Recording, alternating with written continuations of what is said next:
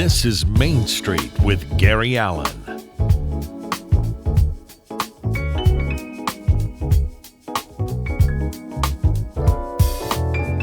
Now, here's Gary.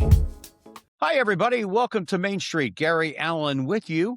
And we've got a great show for you today. Unfortunately, I couldn't be there to do the show with Dave LaMont, who was hosting on my behalf. As you know, Dave sits in with me from time to time when we're doing sports talk.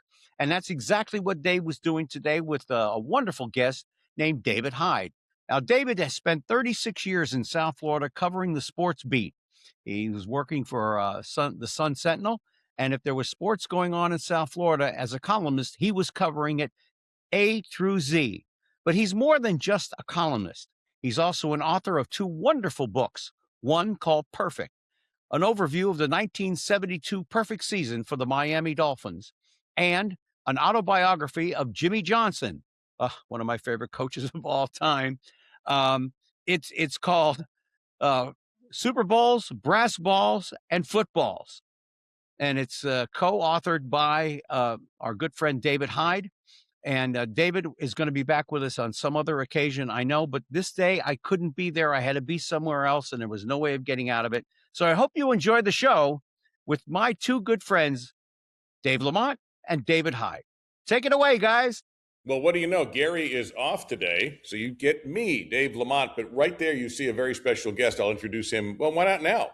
Because for, 36 years or so, you knew him as the lead columnist for it was so long ago, it used to be the Fort Lauderdale News and Sun Sentinel when he started, then the South Florida Sun Sentinel, but now he's moving on to better things. Let's welcome the great Dave Hyde. Fort Lauderdale News and Sun Sentinel. That even preceded me. It's going back. Your memory. Or maybe there were two papers. I can't remember. You know what? I can't remember it here. At one time, there were four. When did you get here? Yeah. What year? So I came in 85 to the Herald.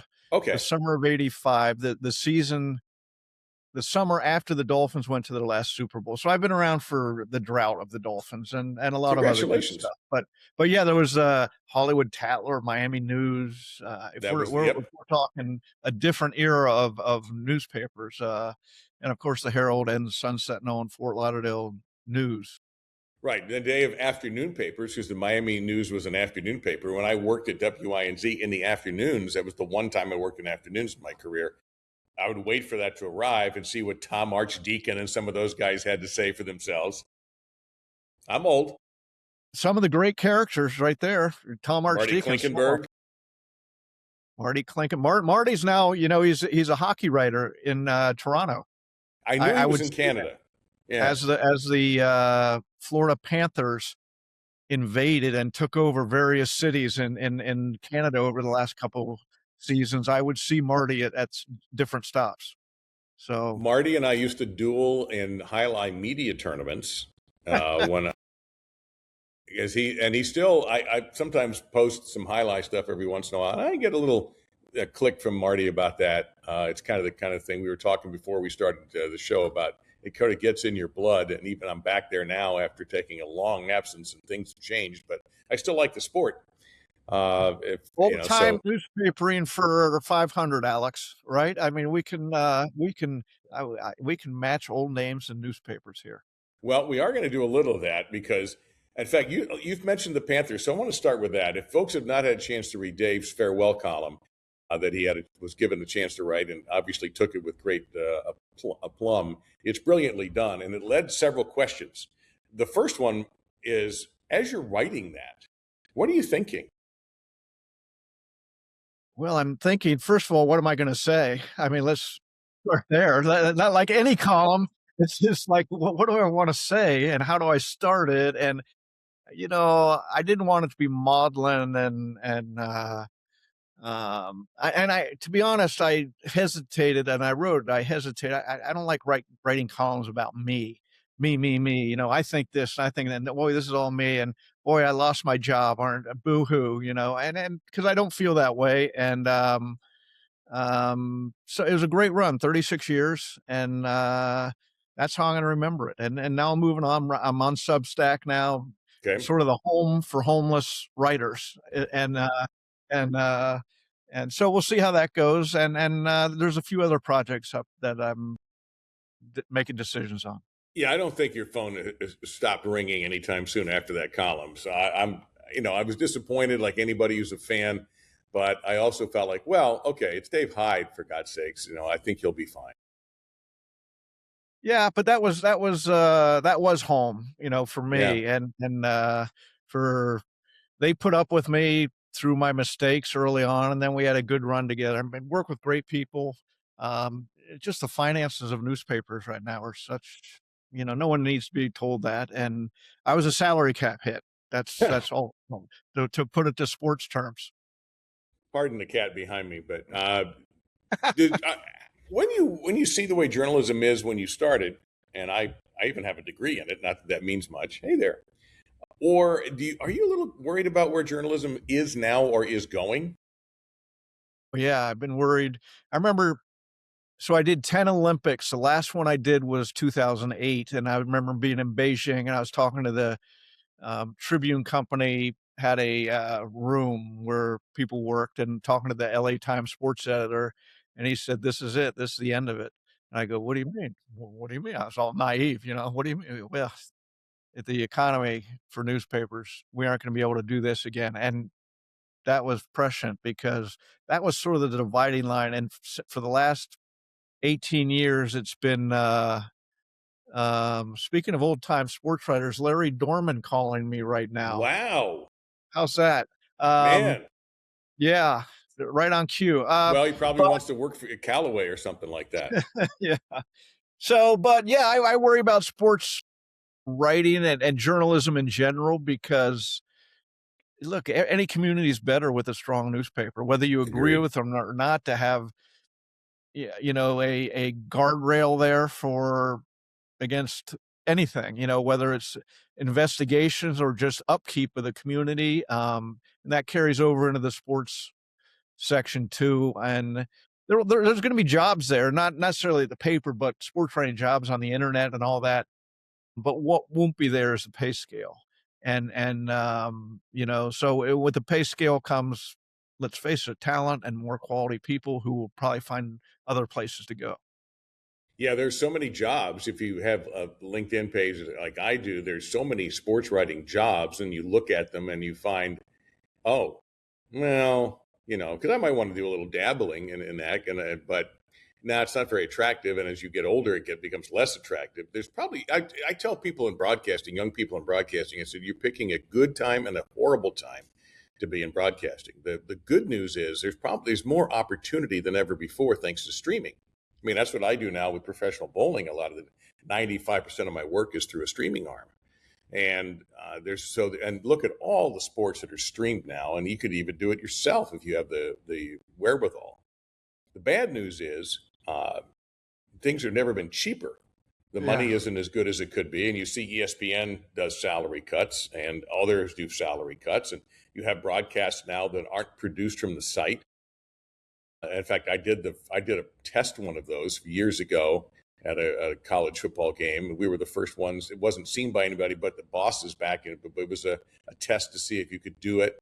And now even primetime broadcasts have a lot of the personnel in a studio and just a few people that are important on site. They're all important, but can you tell the difference? Now you can, yeah. So can I now? No, truthfully, no. No. And that's their point. And I've said before, a lot of these times you're up there and you see things and it drives you crazy, or maybe you read things and you drive it crazy. And then you go, you know what? The audience doesn't have a clue that this is happening this way. And actually one of my former bosses at ESPN came up with this idea. And it's widely used. I knew NBA teams that do it now. You had, for a little while there, using COVID as an excuse, you had broadcasters not traveling for road games and staying home, baseball and things like that. How in the hell do you do that? Same in our business. And it really started big time with the pandemic, where people had to stay home. And then all of a sudden, newspapers, editors, numbers crunchers realized, hey, we don't need to spend all this money traveling anymore. And you can get away with it a lot, but you miss out. You miss out bumping into the general manager. You miss out talking to the PR person more, players before games, after games, just sort of collecting ideas and information. But it, look, it can be done. Yeah, and it is being done, and there's some good people still doing it, thankfully. But it's still frustrating to know what it was. I wasn't asking for the 1960s Monday Night Football with a limo for each announcer or anything crazy like that, or the literally unlimited expense accounts in those days. Just some sort of compromise would be nice. And fortunately, I have that what I do now, and you mentioned COVID. The 1 year I did bowling from my den, another part of my house. And people were going, "Oh, this guy doesn't know anything." Well, yeah, that's because I'm not there. Yeah. No, some of the first rule of journalism is when I came into the business, and it was repeated to me, you have to show up. You have to show up practice. You have to show up games. You have to show up at events. You have to show up to meet people. And now that's sort of, it's on the other side too. Now, for instance, take the Dolphins, Mike McDaniel. I talked to him via Zoom his first summer to do a big profile. And after that, I never personally talked to him. And nor did anybody else that I know of in the local market here. It was all, he was up on he talked 3 times a week, and he took all questions, and he was very personable and entertaining and all that. But that's what you got. You never got, and to take it back into the old days, Don Shula would meet with reporters at lunch. After his lunch, everybody go over and talk to him. If you had a question you didn't want to ask in front of the group, some information or something, you could walk with Shula back to his office, and then after practice, he would talk again, and you could do it. So the dynamics have changed. Now all the press conferences are streamed, live for fans. So tightly controlled. Yeah. And so there's no personal give and take. There is and there isn't. You have to be aware everything you said is going out on stream, and so you can't really, again, have some almost private conversation with a coach. I thought that was, and I look back on it now, the greatest journalism teacher I ever had was Don Shula. Because I learned this. I'm 18 years old, and I am puckered up, and it's training camp, and I've got one of these tape recorders that weighs 10 pounds, just strapped over your shoulder. Let me guess, he came at you hard. He said something. I very quickly learned the rules, which for the audience, no hypothetical questions. Never ask if he was surprised by something, because that implied he wasn't prepared, and his teams were prepared. And never ask a question. Like if you were ever late, or maybe the old setup used to be there was training camp and you could eat with the team, and you'd sit at one table, he would eat, he'd come over, and then he would talk. And then if you had to do a recording of any kind, he would do that after he would talk to the writers, but you would still sit there. And he had the same thing for lunch almost every day, a big bowl of chicken noodle soup, heavy on the noodles. Anyways, continue. Go ahead. So the other rule, tell me if I'm wrong here, don't repeat a question. That might have pissed him off more than anything, because he would look at you and go, "If you were here earlier, I already answered that." So luckily, I don't know, but I sometimes did enjoy seeing him bite somebody's head off, and other times you almost wish you could freeze the room and go, "Wait, stop. Don't do that. Let's rewind the tape. Don't say what you just said, and we'll give you a second chance." So, but I learned a lot, and then I could do some personal stuff with him for stringing outfits that I worked for. I would go to Harvey Green and say, "Hey, Monday Night Football radio needs coach." And this was always hilarious. They would say, we're going to send you 3 questions. I would go to Harvey, 3 questions. There was never a 4th question, Dave, because near the end of the 3rd question, he's already starting to walk away, because Harvey said 3 questions, and I never pushed for 4th. He could have said anything in that 3rd answer. And I'm planning on stealing all the players' cars and starting my own business. And I'm not asking a 4th question. He really respected, I felt like, what we did. He's the last, him and Jimmy Johnson for sure, last of an era, in that for instance, if a story broke at night and you didn't call him, pertaining to the Dolphins, and you didn't call, he'd be mad the next day. He wanted his voice in the story to tell people what they should think. He didn't. No, that's. I know. I'm just laughing because that's so true. Yeah, and so you didn't call me at 10:30 at night? Well, coach, I mean, I was scared to death to call you. No, and he'd get angry if you didn't. So, yeah, but that's a different era. It's a different era for me to think about back into those times too. I started about saying the Panthers. I was very curious, something you wrote. Your favorite team to cover was the 96 Panthers that didn't win the Cup. Yeah. And I know you were around when they did win them. What was so special about that team? That was just off the top of my head, real quick, flash answer. And 96, first of all, it was all new. Right. It was all unusual in South Florida. The Panthers have been around 3 years, and they're made up of this team of no stars, they had John Van Beesbrook in goal. That was a star. But everybody else was a career grinder. And all of a sudden, they're beating these great teams, Mario Lemieux and Jaromir Jagr in Pittsburgh for the Eastern Conference title, and they find themselves in the Stanley Cup. And it was just, they'd leave old Miami Arena, and they'd have to walk through a throng of people lining them, and so many people had no idea what hockey was. I remember one of the questions that I got was, how heavy does a puck weigh? Like 1 or 2 pounds? 1 or 2 pounds? That would kill somebody if it was that. So I mean, it was, so to combine it all, it was basically the surprise. I mean, they were great. The Marlins in really 2003 with Jack McKeon. Mm-hmm. He was such a character, and they're full of such good guys that was fun. And you can go down the big three with LeBron, and from the pure stage, the big stage of that team all season, all that whole 4 years, and then to win a couple titles was fascinating to watch. So, I mean, what I'm saying really is the highlights, and people go, oh, you love to rip teams. The Dolphins losing all this, you must love. No, what makes it for us is excellence, winning. That's really what sells papers is teams winning championships. We sell out when they everybody wants to read about them, and nobody wants to read about a team that can't win a playoff game. But you're going to be dabbling, and you already have dabbled a bit in talk radio, and I did it for a while, and the exact opposite is true in talk radio.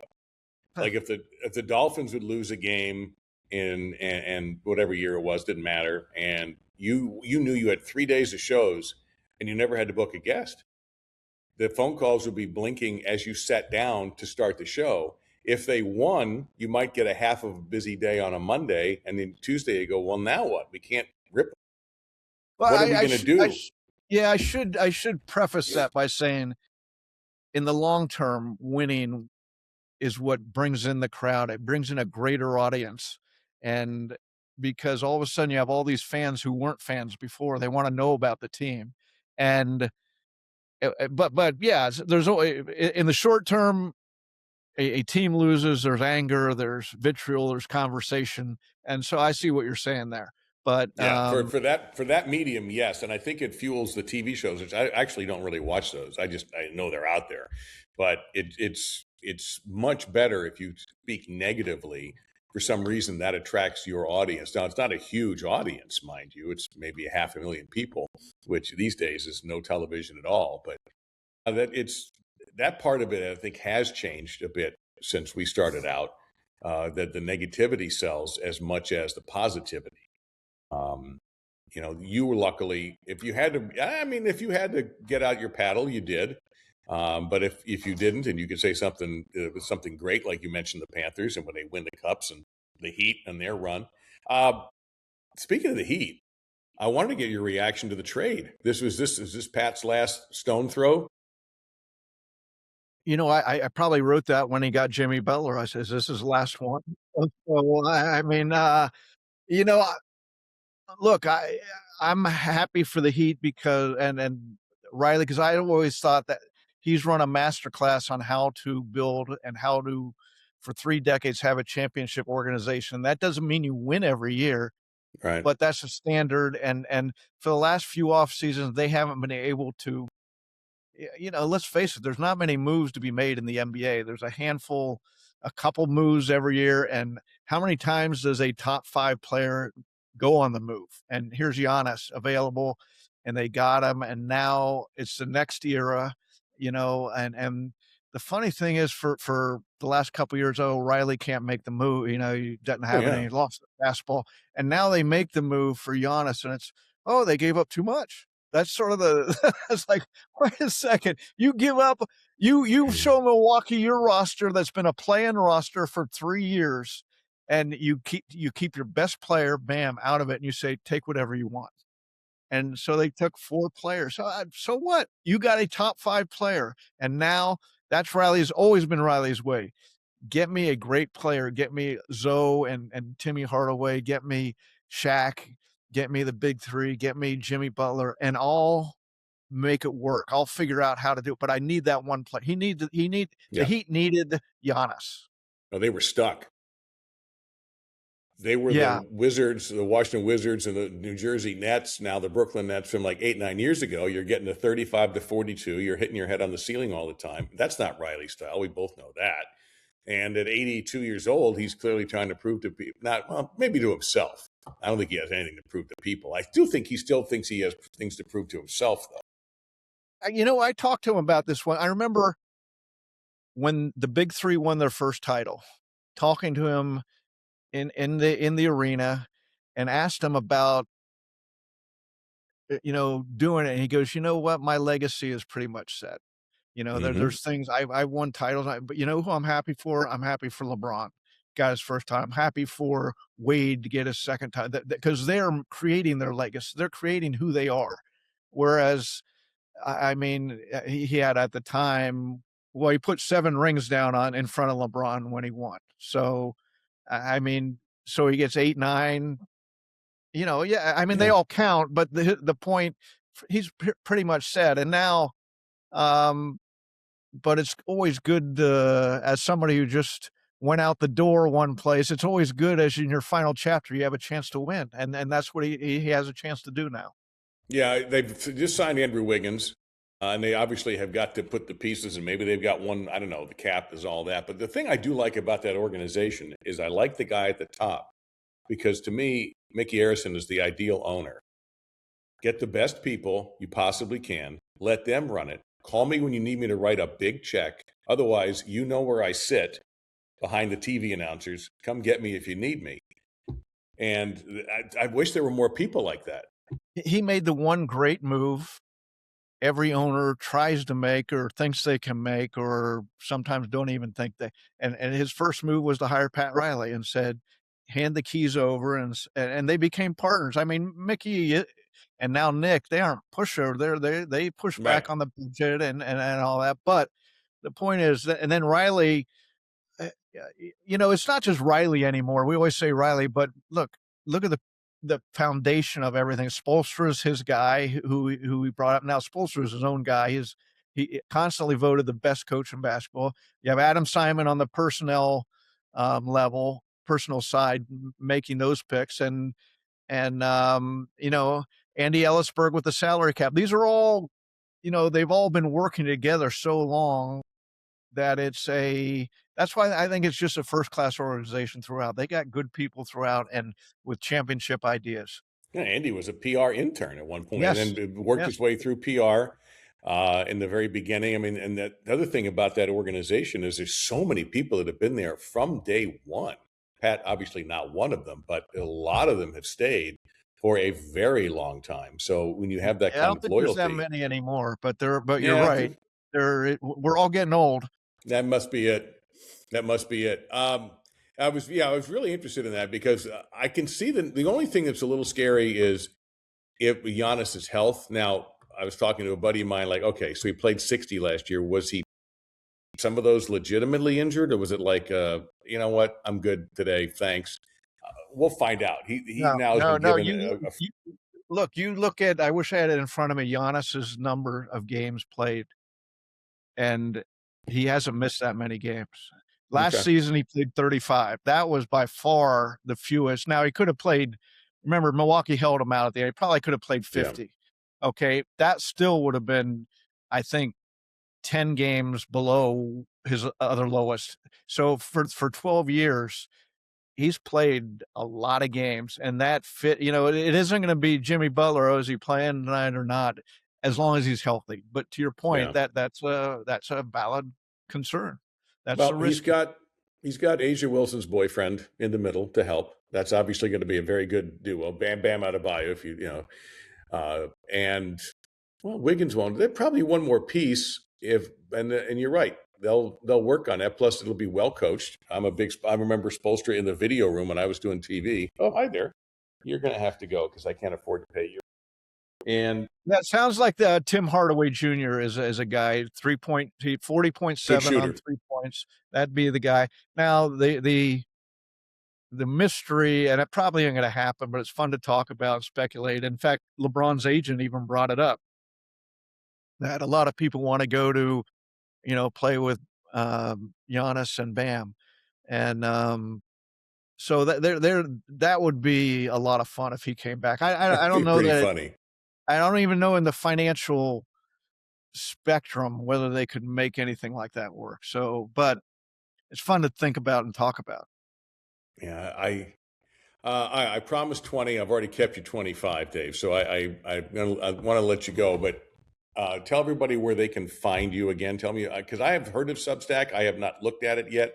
Now I will. So how do people keep up with you? Just Google Dave Hyde Substack or go on Substack, which it's, I'm, to be honest, a couple of weeks ago, I just started figuring it out for myself too. So, but it's a really interesting site, and I'm just going to be, I posted something about me doing talk radio and how I stumbled through it. I was a typewriter. I worked on a keyboard. I didn't work behind a microphone, and it took forever for me to figure out just how to put sentences behind each other talking. So so I'm going to put something up regularly there. Okay, and is that a subscription thing? Can people subscribe, right now it's free. You can subscribe. So but it's up for free now, and see if you like it, and then at some point maybe I'll make it a paid site. We'll have to see how that plays out. I guarantee you'll have a lot of people in South Florida following you, and I will be one of them. Good luck with everything else. Thanks for an incredible career, and can't wait to see what's next for you. Thanks, Dave. Thanks for having me. Anytime. You bet, Dave. Thank you very much. Dave Hyde joining us here on Main Street without Gary Allen. And we thank all of you for keeping an eye on the program today. And for Gary, he'll be back next week with another guest. I'm Dave LaMont. Thanks again to Dave Hyde. We will see you soon on Main Street.